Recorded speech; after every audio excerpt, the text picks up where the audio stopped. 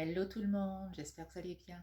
Alors pour ceux comme vous qui suivent mes vidéos sur le bio, la santé, mangeons sain, mangeons équilibré, j'ai reçu un message l'autre jour en privé qui me demandait c'est quoi les espèces de graines couleur rose et un peu marron que vous mettez tout le temps.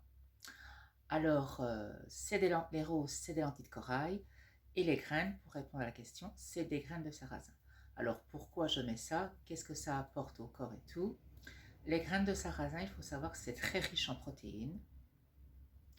Donc voilà, c'est très riche en protéines, c'est riche en antioxydants, euh, c'est un anti-cancer également. Alors les lentilles de corail, il faut savoir qu'elles ont pour but de maintenir un bon équilibre de l'intestin et pour les gens qui ont l'intestin fragile, de le régénérer en quelque sorte. Et alors, comme vous l'avez vu, comme vous voyez dans les vidéos, je mets beaucoup de l'huile d'olive dans mes aliments. Et vous aurez vu aussi que pour mon plat d'entrée, comme pour le plat consistant, euh, j'ai donc mis, ce que vous auriez vu, une poudre de couleur orange, c'est du curcuma. Alors le curcuma, ça j'en mets, mais je tiens à préciser, il ne faut pas en mettre beaucoup, beaucoup. Quelques pincées, ça suffit, parce que si vous en mettez beaucoup, ce qui va se passer, c'est que vous allez en subir les effets secondaires, à savoir problème de diarrhée, douleur abdominale. Il faut vraiment mettre 2-3 pincées, c'est largement, largement suffisant. Pourquoi? Parce qu'il faut savoir que le curcuma, c'est un anti-inflammatoire naturel, c'est un anti-cancer. Donc vraiment, que des bonnes choses. C'est un anti-inflammatoire, je l'ai dit, c'est un anti-inflammatoire, un anti-cancer. Le curcuma est même bon pour les femmes qui ont des cycles menstruels douloureuses, il faut le savoir aussi ça. Donc c'est vraiment une épice qui est très très bonne. Et alors ce que je rajoute aussi, euh, juste sous la partie qui est soit de poisson ou viande, c'est du cumin. Mais encore une fois, aussi très très peu, une ou deux petites pincées. Il ne faut vraiment pas forcer parce que c'est quand même des épices. Mais si on veut garder leur vertu, voilà. Et donc, je mets ça parce pour ces vertus également qui sont, ça empêche les problèmes de ballonnement au niveau abdominal et ça régularise les problèmes de flatulence pour ceux qui ont des problèmes comme ça. C'est un antioxydant puissant et ces deux épices sont très riches dans tout ce qui est fer, calcium, potassium, magnésium, manganèse, euh, vitamine D, vraiment vitamine B, tout ça, vraiment ça contient énormément de vitamines, c'est très très fort en vitamines et comme je dis les graines de sarrasin, encore une fois, c'est hyper riche en protéines aussi, c'est aussi un anti-cancer, voilà. Et alors on m'a aussi demandé c'était quoi l'épice rose. Ben, l'épice rose c'est pas une vraie, enfin, entre guillemets oui c'est dans la gamme des épices, c'est du sel rose de l'Himalaya. Alors moi j'utilise que ça parce qu'il faut savoir que le sel rose de l'Himalaya, euh, il fait tout le contraire et il apporte tout le contraire de ce que le sel blanc classique apporte. C'est-à-dire que le sel rose de l'Himalaya, il lutte contre la rétention d'eau. Donc il n'en provoque pas contrairement au sel blanc naturel. Et alors aussi, il contribue à un bon maintien du rythme cardiovasculaire et à une bonne circulation sanguine. Donc vraiment, j'estime que des bonnes choses pour les aliments. Allez, on va passer à la cuisson des plats. Certes, ça va peut-être vous sembler des plats basiques aujourd'hui, mais au moins je vous aurai donné une explication sur le pourquoi du comment des aliments. A tout de suite.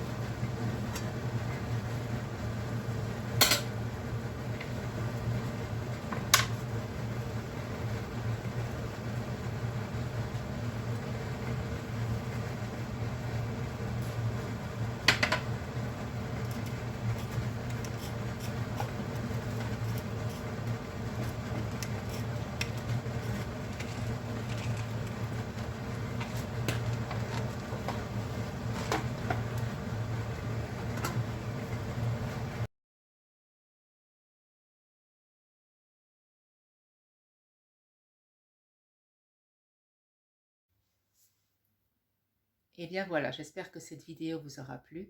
Si c'est le cas, n'hésitez pas à vous abonner et à liker la vidéo. Je vous dis à très bientôt dans une prochaine vidéo. Salut à tous!